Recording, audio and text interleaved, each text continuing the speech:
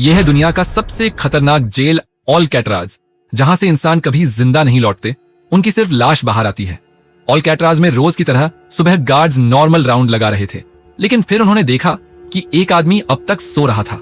जैसे ही उन्होंने चादर हटाई, उनके पैरों तले जमीन खिसक गई। बिस्तर पर सिर्फ नकली सिर रखा था, आदमी गायब था। जल्दी गार्ड्स ने पूरी जेल में अलार्म बजा दिया। जल्द ही यह साफ हो गया कि और 2 लोग भी भाग चुके थे। तीनों की तलाश में नावों और हेलीकॉप्टरों तक का इस्तेमाल किया गया, लेकिन कहीं भी उनका कोई सुराग नहीं मिला। 3 लोग दुनिया के सबसे सुरक्षित जेल से भाग चुके थे, जॉन, क्लेरेंस और इन सब के पीछे का मास्टरमाइंड फ्रैंक मॉरिस। लेकिन तीनों समुद्र के बीच बने इस जेल से भागे कैसे, और क्या वे जिंदा बच पाए या समुद्र में समा गए? तो ये है फ्रैंक मॉरिस, एक शातिर अपराधी जो अब तक कई जेलों को चकमा दे चुका था, लेकिन इस बार उसे भेजा जा रहा था अल्कैट्राज। वहां पहुंचते ही उसकी सख्त तलाशी ली गई और फिर उसे उसके सेल में डाल दिया गया, जहां उसे पूरी जिंदगी काटनी थी। अगले दिन नाश्ते के दौरान उसकी मुलाकात लिटमस नाम के एक बूढ़े कैदी से हुई, जिसने एक चूहे को पालतू बना रखा था। बातचीत के दौरान फ्रैंक की नजर वुल्फ पर पड़ी, जो उसे घूर रहा था और जानबूझकर छेड़ने की कोशिश कर रहा था। फ्रैंक ने उसे नजरअंदाज किया और लिटमस से बातें करता रहा। कुछ देर बाद उसे जेल के वार्डन के ऑफिस में बुलाया गया। वार्डन ने चेतावनी भरे लहजे में कहा, यहां से भागने की कोशिश मत करना, तुमसे पहले भी कई आए लेकिन कोई नहीं बच पाया। पर फ्रैंक ने इस भाषण के दौरान एक छोटी सी चीज चुरा ली, एक नेल कट्टर। यह देखने में मामूली था, लेकिन वह जानता था कि इस जेल में एक छोटी सी चीज भी बेहद काम आ सकती है। उसने नेल कटर को अपनी बाइबल में छिपा दिया। कुछ समय बाद ग्रुप शावर के दौरान वुल्फ फिर से फ्रैंक के पास आया और उसे उकसाने लगा, लेकिन इस बार फ्रैंक ने उसे बुरी तरह पीट दिया।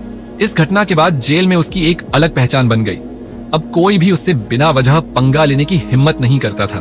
धीरे धीरे लाइब्रेरी फ्रैंक का दूसरा घर बन गई। वहां उसकी मुलाकात इंग्लिश से हुई, जो जेल का लाइब्रेरियन था और इतिहास की किताबों में डूबा रहता था। दोनों की दोस्ती हो गई। वहीं उसने डॉक नाम के एक कैदी से भी मुलाकात की, जो एक बेहतरीन कलाकार था। उसका मानना था कि इस जेल में कोई भी इंसान पागल हो सकता है, लेकिन उसकी पेंटिंग करने की आदत ने अब तक उसे बचा रखा था। शाम को एक गार्ड ने फ्रैंक को जेल की कारपेंटर की नौकरी के बारे में बताया, जहां हर घंटे 15 सेंट मिलते थे। लेकिन फ्रैंक के लिए मुसीबतें अभी खत्म नहीं हुई थीं। एक दिन जब सारे कैदी अपने सेल से बाहर थे, वुल्फ फिर लौटा, लेकिन इस बार हथियार के साथ। जैसे ही उसने हमला करने की कोशिश की, डॉक ने फ्रैंक को सचेत कर दिया। फ्रैंक ने अपनी जैकेट से खुद को बचाया और एक बार फिर दोनों के बीच जबरदस्त लड़ाई छिड़ गई। हालात बेकाबू हो गए और जब गार्ड्स ने वुल्फ को रोकने की कोशिश की, तो उसने उन पर भी हमला कर दिया। इसके बाद फ्रैंक और वुल्फ दोनों को डी ब्लॉक की सॉलिटरी कन्फाइनमेंट, अकेले कैद में डाल दिया गया। सॉलिटरी कन्फाइनमेंट एक ऐसा अंधेरा, तंग कमरा जहां कोई भी कैदी नहीं जाना चाहता था। यह असल में एक पिंजरा था, जिसमें कैदी को हफ्तों तक अकेले बंद रखा जाता था। फ्रैंक को यहां सिर्फ अपनी रक्षा करने की वजह से डाला गया था, और यह सोचकर उसका गुस्सा और बढ़ गया। 2 हफ्ते की यातना झेलने के बाद जब उसे बाहर निकाला गया, तो लिटमस ने अपने पालतू चूहे के जरिए उसे एक वेलकम नोट भेजा। यह छोटा सा इशारा फ्रैंक को मुस्कुराने पर मजबूर कर गया। अब बाहर आकर उसकी अपने पड़ोसी चार्ली से दोस्ती हो गई, जो एक बड़ी चोरी के आरोप में जेल में था। बातचीत के दौरान चार्ली ने बताया कि उसे बॉर्डर क्रॉस कर भागने का पछतावा है, क्योंकि यही गलती उसके जुर्म को और गंभीर बना गई। अगले दिन बिना किसी को बताए वार्डन ने जेल का अचानक दौरा किया। कैदियों के सेल में घूमते हुए उसने देखा कि उसकी एक शानदार पेंटिंग बनाई गई थी। पहले तो वह अपनी तस्वीर देखकर खुश हुआ, लेकिन अगले ही पल अहंकार में आकर उसने जेल से डॉक की बनाई सभी पेंटिंग्स को हटाने का आदेश दे दिया। यह फैसला डॉक के लिए किसी सदमे से कम नहीं था। वह अपनी हर पेंटिंग से बेहद प्यार करता था और यही उसका मानसिक सहारा था। फ्रैंक ने उसे समझाने की कोशिश की, भाई ये सिर्फ पेंटिंग्स थीं, यहां हमें जीना अभी बाकी है। लेकिन डॉक यह सदमा सह नहीं पाया। कुछ दिनों बाद जेल की वुडवर्किंग शिफ्ट के दौरान डॉक ने अपनी ही 3 उंगलियां काट लीं। यह उसके मन की घुटन और वार्डन के खिलाफ उसकी बगावत का इशारा था। गार्ड्स तुरंत डॉक्टर को बुलाने भागे, लेकिन फ्रैंक बस वहीं खड़ा डॉक को देखता रहा। उसने पहली बार देखा कि कैसे ऑलकैट्राज किसी को भी तोड़ सकता था। उसी रात अपने सेल में बैठे हुए फ्रैंक की नजर एक कॉकरोच पर पड़ी, जो दीवार के वेंट से बाहर जा रहा था। अचानक उसे एहसास हुआ, शायद यह वेंट कहीं बाहर जाता हो। फ्रैंक को यकीन हो गया कि यह जेल जितनी सुरक्षित लगती है, उतनी ही भ्रष्ट भी है। अगली बार खाने के दौरान फ्रैंक की मुलाकात जॉन और क्लेरेंस नाम के 2 भाइयों से हुई। वे अल्कैट्राज के बारे में बात कर रहे थे। इस जेल से भागना नामुमकिन है। चारों तरफ सिर्फ समुद्र ही समुद्र है। यहां से बाहर निकलने का कोई तरीका नहीं। लेकिन उनकी बातों ने फ्रैंक के दिमाग में एक नया आइडिया जगा दिया। अब वह इस जेल से भागने वाला पहला इंसान बनना चाहता था। उसी रात फ्रैंक ने वार्डन के ऑफिस से चुराए गए नेल कटर का इस्तेमाल करना शुरू किया। वह धीरे धीरे अपने सेल की ग्रिल के आसपास की सीमेंट खुरचने लगा। जैसे ही गार्ड्स के पैरों की आवाज आती, वह तुरंत नेल कटर को बाइबल में छिपाकर पढ़ने का नाटक करने लगता। समय के साथ सीमेंट कमजोर पड़ने लगी। फ्रैंक को यकीन हो गया था कि अगर सही योजना बनाई जाए तो इस किले को भी तोड़ा जा सकता है। उधर मुलाकात के दिन इंग्लिश और चार्ली अपने परिवार से मिलने गए। इंग्लिश अपनी बेटी से बात करने में हिचकिचा रहा था। वह बड़ी हो चुकी थी और उसे अपने बचपन में पिता की गैर मौजूदगी का एहसास था। इंग्लिश को अपने अतीत पर गहरा अफसोस हुआ। चार्ली को मुलाकात के दौरान पता चला कि उसकी बूढ़ी माँ की तबीयत बेहद खराब है। डॉक्टरों के मुताबिक अब उनके पास सिर्फ कुछ महीने ही बचे थे। यह सुनकर चार्ली अंदर से टूट गया और अब उसने भी एल्कैट्राज से भागने का मन बना लिया था। अब फ्रैंक अकेला नहीं था, उसे साथी मिल चुके थे। अगली सुबह नाश्ते के दौरान फ्रैंक ने जॉन और चार्ली के सामने अपने भागने की योजना रखी।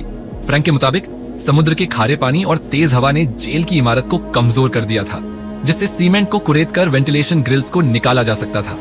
फिर वे इन्हीं ग्रिल्स के रास्ते पाइपलाइनों तक पहुंच सकते थे और वहां से भाग निकलते। लेकिन असली सवाल अब भी वही था, समुद्र पार कैसे किया जाए।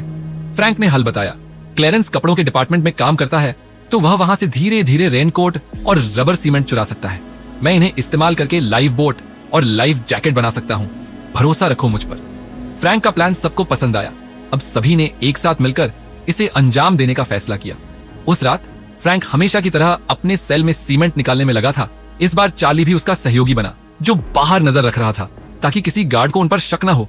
लेकिन एक बड़ी दिक्कत थी, नेल कटर बहुत छोटा था। इसे चलाने में बहुत ज्यादा वक्त और मेहनत लग रही थी। यह तेज नहीं था, जिससे ज्यादा जोर लगाना पड़ रहा था।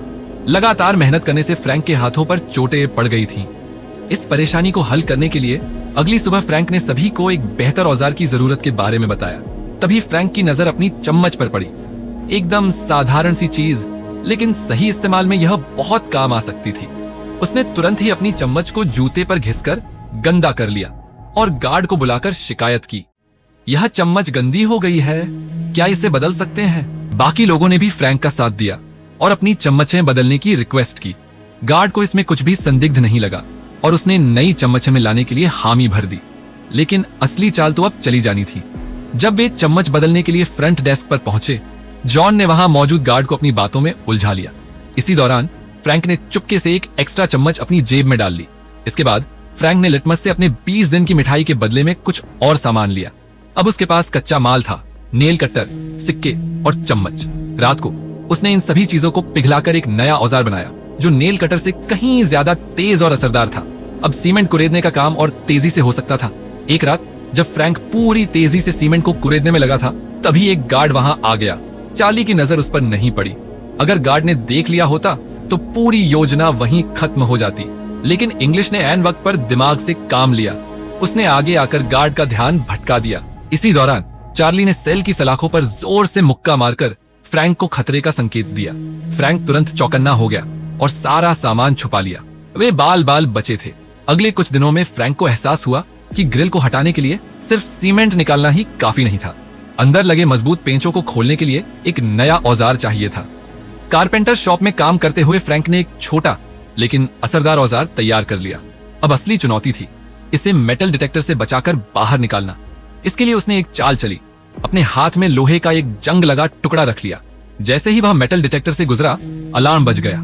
फ्रैंक ने तुरंत जंग लगा टुकड़ा गार्ड के हाथ में थमा दिया, जिससे उसका असली औजार जूते में छुपा रह गया। अपने सेल में पहुंचते ही उसने उस औजार की मदद से ग्रिल को खोल दिया और उसके आगे फैले पाइपलाइन के जाल को देखा। यही शायद उनकी आजादी का रास्ता भी था। लेकिन फ्रैंक जानता था कि इस प्लान को और मजबूत बनाने की जरूरत है। अब फ्रैंक और उसके साथियों ने एक और स्मार्ट चाल चली। वे गार्ड्स को बेवकूफ बनाने के लिए अपने बिस्तरों पर नकली सिर रखने वाले थे। जॉन ने नाई की दुकान से बाल इकट्ठा किया।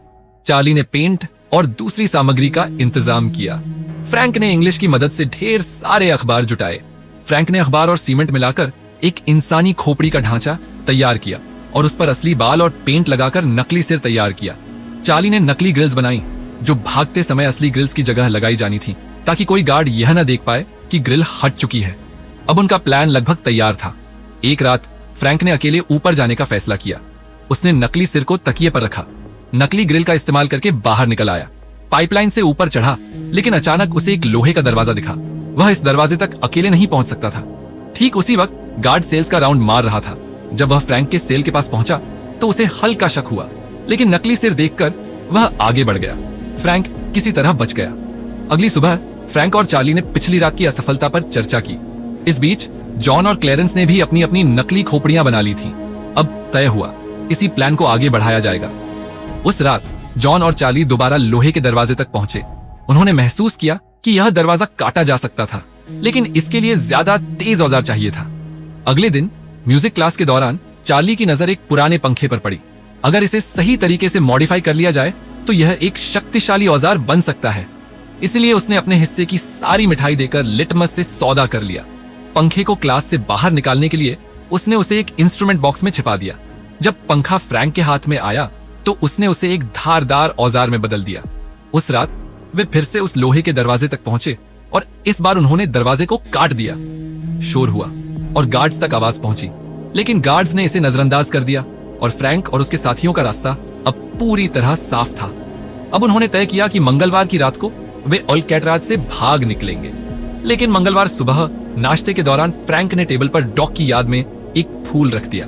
वार्डन ने इसे देखते ही कुचल दिया और फ्रैंक को जेल के उसूल याद दिलाए। फ्रैंक ने बिना कुछ कहे बस वार्डन की आंखों में देखा। यह उसकी बगावत का संकेत था। लेकिन वार्डन के टेबल पर फूल कुचलने से सबसे ज्यादा गुस्सा लिटमस को आया। वह गुस्से में वार्डन पर हमला करने के लिए आगे बढ़ा, लेकिन तभी उसे अचानक हार्ट अटैक आ गया और वह नीचे गिर पड़ा। इस घटना के बाद वार्डन और भी ज्यादा नाराज हो गया। उसने तुरंत फ्रैंक के सेल की तलाशी लेने का आदेश दिया, लेकिन उसे कुछ भी नहीं मिला। गुस्से में आकर वार्डन ने फ्रैंक और चार्ली का सेल बदलने का आदेश दे दिया। इस बीच वुल्फ भी सॉलिटरी कन्फाइनमेंट से बाहर आ चुका था। वह अब फ्रैंक से बदला लेने के लिए पूरी तरह तैयार था। जैसे ही उसने फ्रैंक पर हमला करने की कोशिश की, इंग्लिश ने उसे बीच में पकड़ लिया और रोक लिया।